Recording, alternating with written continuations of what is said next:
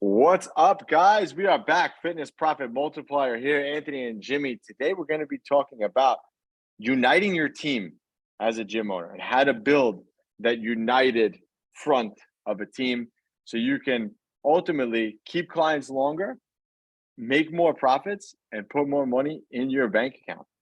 So, having a united team, and I know what you're probably thinking listening to this, like, oh, I have a great team right now. Problem is, people leave. You know, I think the average life span of a trainer at a facility is about a year. So next year, you're going to have a totally different business than you do right now. Like, let that sink in. But if you can have your core people in place and that those kind of values of your team in place, if someone drops off, somebody else picks up, you guys are still united and ultimately a stronger team. Because remember, your staff is your front line to your business. So we're going to talk about how to build a united team. And we kind of mentioned this on other episodes as well, you know, things that you should be doing and things that help with retention and so on and so forth. But it also does bring the team together. So let's hear it, Jimmy. How do you get united at PP? Well, and everybody makes fun of the shorthand of our name because we have all these shirts that say PP strength on them. And I had this is a short story. So we had we have our youth athletes that wear them at school, and they wear their PP strength shirts at school. And so the boys that wear them at school, all their buddies are like, "Oh, you got a strong PP, huh?" So it's like super funny. So when we say PP, I didn't think about it when we started the business, but progressive performance, right? We're like PP. It's like, yeah, okay. Young boys are going to make fun of that stuff. Well, at least they're strong, so they get made fun of it. Yeah, exactly. But when we look at uniting a team, right, the first step for us is really having that system in place. We talked about this on another podcast, but it's having that system in place where everybody is running the same system, right? They're unified in that front. If you're letting trainers run their own show in your facility because you have a trainer that likes to do, you know, functional training, and you have a trainer that likes to do powerlifting, and you have a trainer that likes to do, you know, animal flow or whatever it may be, right? I'm sorry. You caught me off guard with that one. But that's one thing that we make fun of all the time. And I'm sorry if you do animal flow, but yeah, go ahead. You caught me off guard with that one. I wasn't expecting you to say that. Anthony and I are old school science-based coaches, right? So we're both competitive powerlifters and have done some bodybuilding and both have degrees in exercise science. Anthony has a nutrition degree, actually. So we base everything in the research, and we know that like our businesses are about lifting weights, right? So, you know, if you're an animal flow coach, you're not going to be hired by us. Sorry. But when we look at like each one of these things, like maybe you have somebody who's really good with like yoga or something, right? And not knocking any method, right? If you get somebody to move more and you know, burn calories and feel better, great. But if you have different coaches that are specialists in different things, that doesn't work for a small group unified model, right? Everybody has to be able to coach people in the same way with the same system and the same metrics around that system, right? So you got to get your staff onboarding done in such a way where people come in and they may have different ways of doing things. And if you're going to implement changes in your system, those things can be suggested in meetings. And if you like them, you can take them on and they can have some little bit of autonomy and adding some flair of their own over time, right?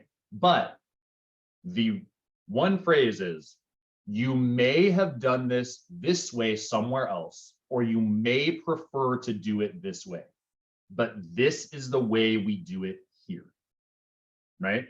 This is the way we do it here is very important, because you can't have trainers all doing different stuff, because then a client's going to come in and they're like, oh, well, Jenny had me do it this way and Bobby had me do it that way and da-da-da-da. That's not a unified front of your front line and your waiters in your restaurant.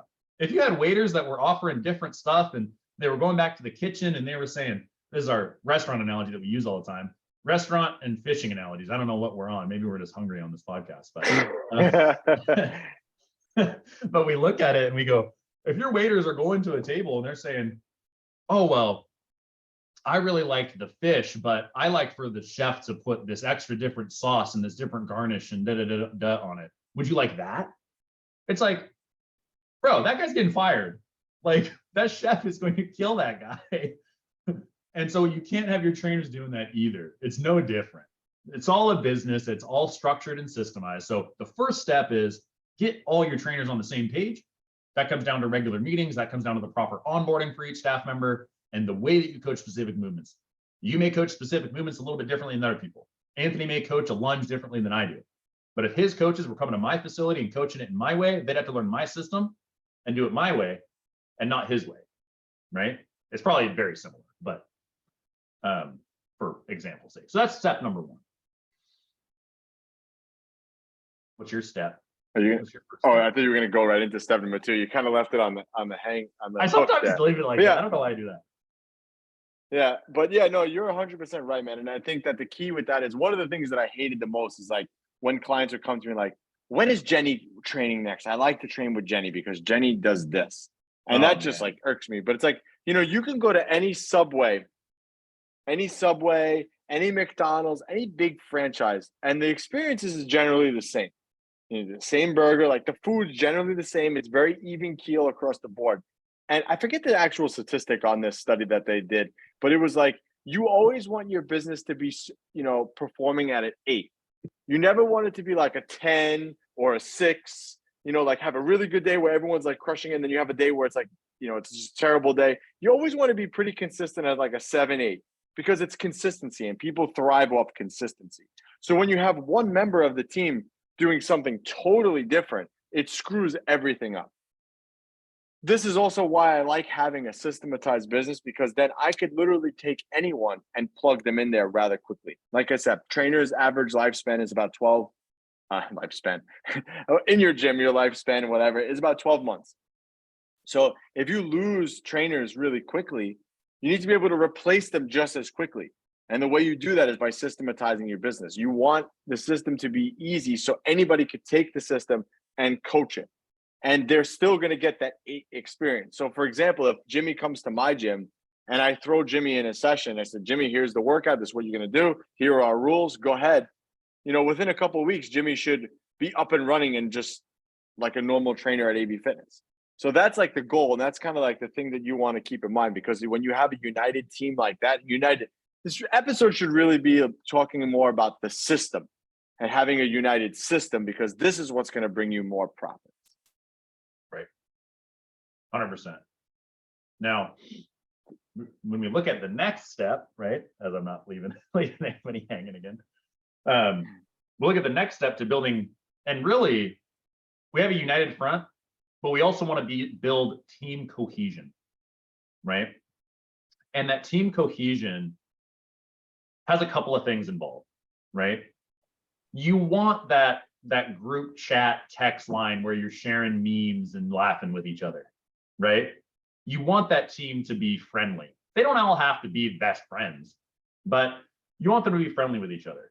You want a couple times a year to celebrate some big wins in your business and take your whole team out to a nice steak dinner, right? We do that a couple times a year here. I foot the entire bill. We go to a nice fancy place, partly because I like nice fancy steakhouses, right?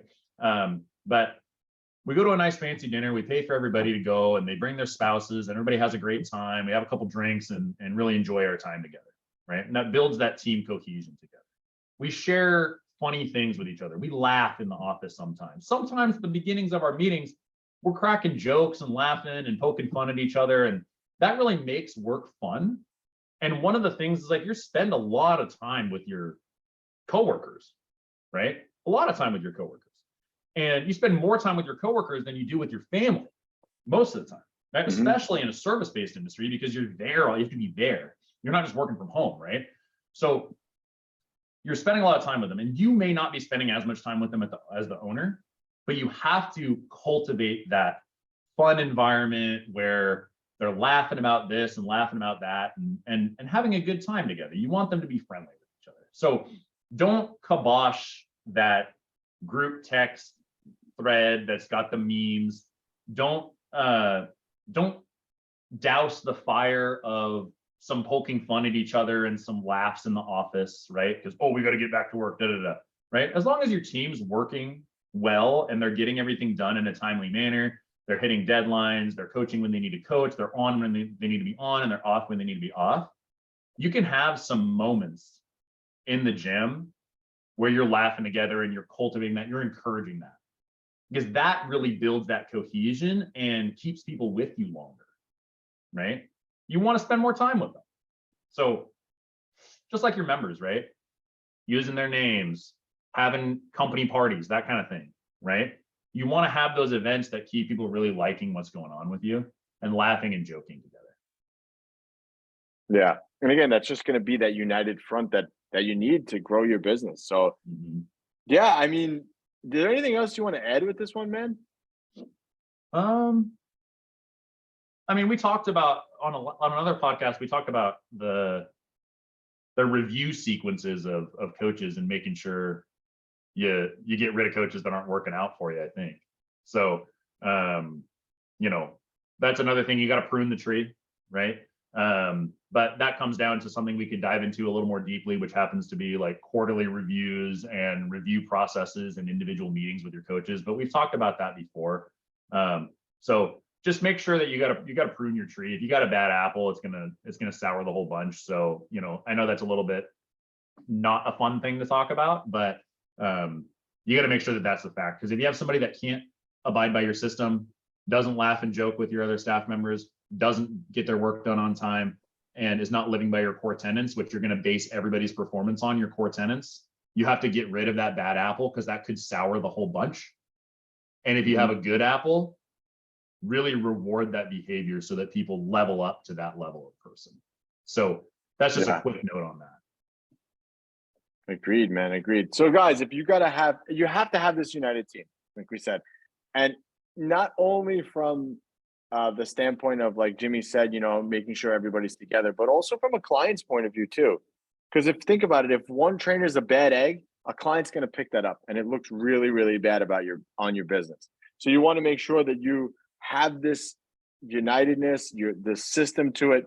So this way, it's a standard across the board, and you just don't accept anything less. If someone's messing up, like Jimmy said, you got to prune the tree. Don't be afraid to do that. And if you're ready to increase your profits, just click that link below in the description and you could book your call with us. We'll hop on the phone and help you get to that next level. But until next time, Anthony and Jimmy, Fitness Profit Multiplier, we are out.